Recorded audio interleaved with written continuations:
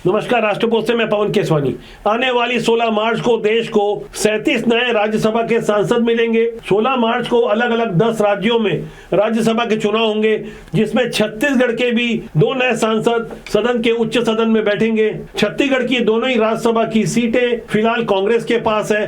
कांग्रेस के केटीएस तुलसी और फूलो देवी नेताम की ये सीटें खाली हो रही है। फिलहाल अंकों के खेल में छत्तीसगढ़ विधानसभा में कुल 90 विधायक हैं, जिसमें भारतीय जनता पार्टी के 54 और कांग्रेस के 35 हैं, जबकि गोंडवाना गणतंत्र पार्टी का 1 विधायक है। ऐसे में सामान्य रूप से यदि देखा जाए तो भारतीय जनता पार्टी के पास 1 राज्यसभा की सीट आएगी, जबकि कांग्रेस के कोटे में भी 1 सीट आएगी। राज्यसभा सांसद बनाने के लिए 31 विधायकों की जरूरत है। भारतीय जनता पार्टी के पास 23 ज्यादा है और कांग्रेस के पास 4 ज्यादा है। सामान्य रूप से तो यही माना जा रहा है कि कांग्रेस और भाजपा को 1-1 सीटें मिल जाएगी, जबकि अंदर खाने का गणित कुछ और ही चल रहा है। भारतीय जनता पार्टी के कुछ कुशल रणनीतिकार अभी भी इस बात के लिए लगे हैं कि भारतीय जनता पार्टी के पास ये दोनों की दोनों सीटें आ जाए। जैसा कि मौजूदा हालात में छत्तीसगढ़ में कुल 5 राज्यसभा की सीटें हैं, इन 5 में से 4 कांग्रेस के पास है। पिछले विधानसभा चुनाव में भारतीय जनता पार्टी के पास सिर्फ 15 ही सीटें थी।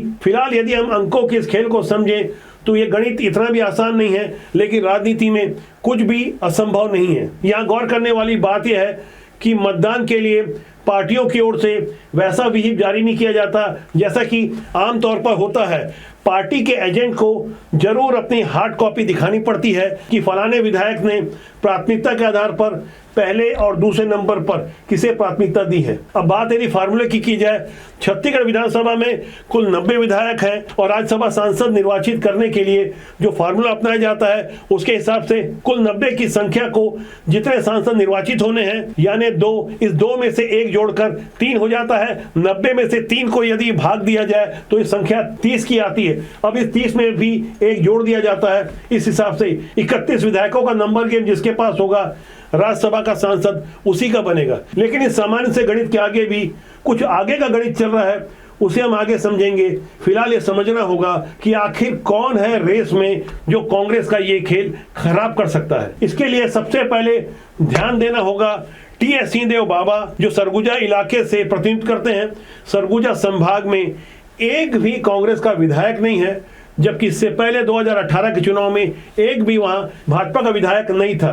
राजनीति के लिहाज से ऐसे क्लीन स्वीप पर राजनीतिक पंडितों का भी पहले कोई अनुमान नहीं था, लेकिन मौजूदा हालात में टी.एस. सिंहदेव जिस तरह से पार्टी आलाकमान यानी गांधी परिवार से अपनी नजदीकियां बढ़ाने और बनाने में सफल हो चुके हैं और बेहद मामूली अंतर से बाबा साहब अंबिकापुर से अपनी विधानसभा सीट भी हार गए। ऐसे में रेस में वो भी बने हुए हैं और अंदर खाने की बातें कांग्रेस की ये भी समझाई जा रही है कि चरणदास महंत जो नेता प्रतिपक्ष हैं वो अपना उत्तराधिकार अपने बेटे को देना चाहते हैं और वो भी राज्यसभा जाना चाहते हैं। जबकि राजनीति के लिहाज से युवा कहलाने वाले दीपक बैज, जो मोदी लहर में भी बस्तर से सांसद निर्वाचित होकर आए थे और नक्सलवाद के सफाई के साथ कांग्रेस की स्थिति बस्तर में और कमजोर हो सकती है, इसे ध्यान में रखते हुए तुष्टीकरण के इस खेल में दीपक बैज को भी यदि राज्यसभा का सांसद बना दिया जाए तो इसमें कोई आश्चर्य नहीं होगा। वैसे यहाँ गौर करना होगा, कांग्रेस के ऊपर लगातार ये आरोप लगते रहे भीतरी और बाहरी वाले मुद्दे पर जिस तरह से एक माहौल तैयार किया था भूपेश बघेल ने, उस माहौल पर पानी फेरने का काम खुद कांग्रेस और पार्टी आलाकमान ने किया था। राज्य के बाहर से बुलाए गए उम्मीदवारों को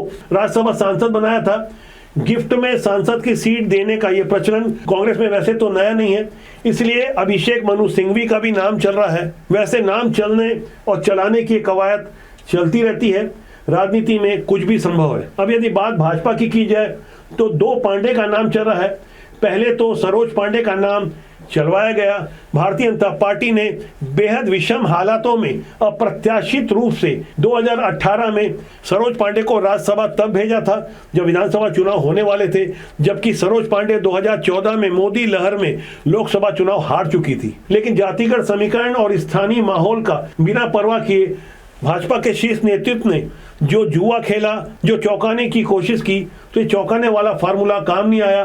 भारतीय जनता पार्टी को विधानसभा चुनाव में महज 15 सीटें मिली। अब यदि बात मैं दूसरे पांडे की करूं तो प्रेम प्रकाश पांडे वो मंत्री रह चुके हैं, विधानसभा अध्यक्ष रह चुके हैं, लेकिन भिलाई से लगातार 2 बार वो चुनाव हार चुके हैं। लेकिन जैसा कि भाजपा में होता है, अपने कद्दावर नेताओं को भारतीय जनता पार्टी कहीं ना कहीं एडजस्ट करने की कोशिश करती है। इसके लिए उनके धैर्य की परीक्षा ली जाती है।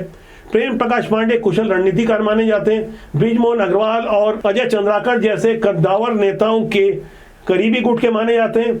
एक ऐसा गुट जिनके बारे में यह कहा जाता है कि वो मौजूदा सत्ता से कहीं ना कहीं नाराज है।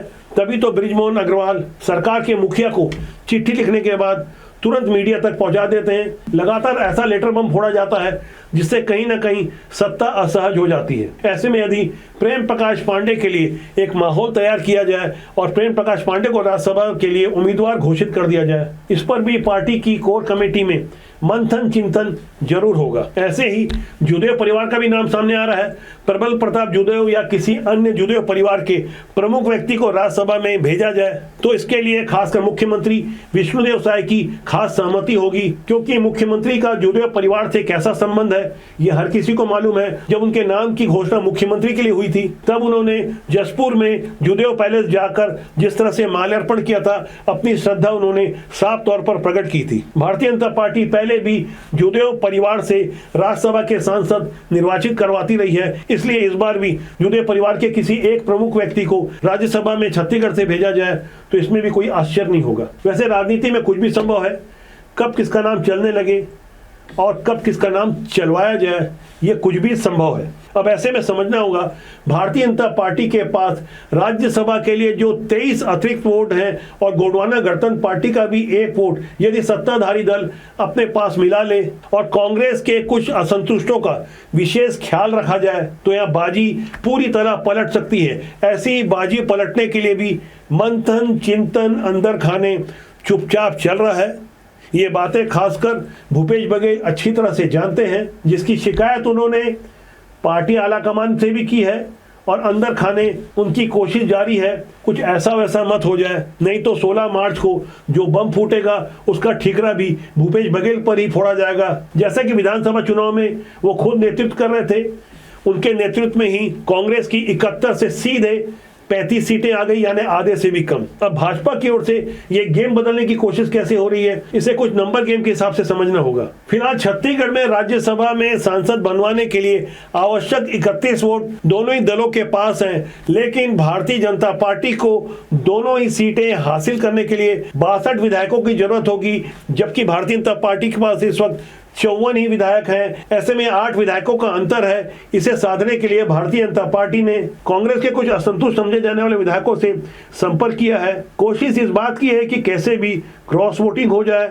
या वोट अमान्य हो जाए। यदि कांग्रेस के कुछ विधायकों के वोट तकनीकी कारणों से रद्द भी हो जाए या मतदान में अनुपस्थित रहे तब ये 31 का कोटा कुछ नीचे आ जाएगा। इस लिहाज से हो सकता है 31 की नहीं 28 से 29 विधायकों की जरूरत होगी। और यदि गोंडवाना गणतंत्र पार्टी का भी एक विधायक भाजपा से मिल जाए तो इस लिहाज से भारतीय जनता पार्टी की कमी 8 विधायकों की नहीं 7 की हो जाएगी। अब यदि रणनीतिक प्राथमिकता की बात की जाए तो भारतीय जनता पार्टी चूंकि मौजूदा समय में राज्य की सत्ता में है और कांग्रेस के जो असंतुष्ट विधायक हैं उनके असंतुष्ट होने का एक बड़ा कारण यह भी है, जैसे जैसे हालात बदल रहे हैं और कांग्रेस की स्थिति पूरे देश भर में जिस तरह से खराब होती जा रही है और जिस तरह से विचार शून्यता की स्थिति भी आती जा रही है, खासकर राहुल गांधी की जिस तरह से डिक्टेटरशिप चल रही है, देवेंद्र यादव को जैसे जैसे वो प्रमोट करते जा रहे हैं, वहां से भूपेश बघेल लगातार असहज हो रहे हैं। अंदर खाने की ढेर सारी बातें जो मीडिया के सामने नहीं आती, लेकिन अंदर खाने बहुत कुछ चल रहा होता है। कांग्रेस के पास छत्तीसगढ़ में जो मौजूदा 34 विधायक हैं वो इस बात के लिए भी सशंकित हैं कि अगली बार यानी 2028 के चुनाव से पहले उनकी स्थिति क्या होगी। वैसे भारतीय जनता पार्टी का परफॉर्मेंस भी 2 साल की सत्ता के बाद वैसा नहीं है जैसे अपेक्षा की जा रही थी, लेकिन भारतीय जनता पार्टी के केंद्रीय नेतृत्व और रणनीति को जो अच्छी तरह समझते हैं उन्हें मालूम है चुनाव के 2-2.5 साल पहले भारतीय जनता पार्टी अक्सर गेम चेंजर वाली भूमिका में आ जाती है। जैसा कि 2023 के चुनाव से पहले ऐसा लग नहीं रहा था भारतीय जनता पार्टी को इतनी बम्पर सीटें मिलेगी और कांग्रेस आधे से भी कम की संख्या में आ जाएगी। जिस तरह से छत्तीसगढ़ में वोटों का ध्रुवीकरण हुआ, मातारी वंदन और किसानों को 31 रुपए क्विंटल धान की कीमत देने के अलावा ढेर सारी मोदी गारंटी जैसी योजनाएं रही। हालांकि वो अलग बात है कि सरकारी नौकरी जैसे तमाम वादों को अभी तक पूरा नहीं किया गया। हालांकि मोदी गारंटी में इस बात को लिखा गया था कि चरणबद्ध तरीके से ये नियुक्तियां होगी। ये चरणबद्ध तरीका कैसे होगा ये फार्मूला भी सामने नहीं आया है। लेकिन इतना सब होने के बावजूद कांग्रेस की स्थिति भारतीय जनता पार्टी से छत्तीसगढ़ में फिलहाल वैसी नहीं है जो भाजपा की कमजोरी का फायदा कांग्रेस को मिल सके। ऐसे में कांग्रेस के असंतुष्ट विधायकों की पहचान कर ली गई है, संपर्क भी चल रहा है, लेकिन ये संपर्क जब तक परिणाम में नहीं बदलता तो कुछ भी कयास तो लगाया जा सकता है। अंततोगत्वा रिजल्ट क्या होगा ये मायने रखता है। वैसे राजनीति में खूब नूरा कुश्ती होती है जिसे आम जनता पसंद नहीं करती। शायद यही कारण रहा होगा कि राजनीति के ऐसे असहज व्यवहार के कारण ही आम लोग राजनीति से दूर ही रहना चाहते हैं। लेकिन हम बारंबार आग्रह करते हैं अच्छे लोग राजनीति में आए, राजनीति बुरी नहीं होती, उसमें काम करने लोग अच्छे या बुरे होते हैं। फिलहाल आज के अंक के लिए इतना ही। बहुत जल्दी मेरी आपसे फिर मुलाकात होगी। प्यार दीजिए, प्यार बांटिए। नमस्कार।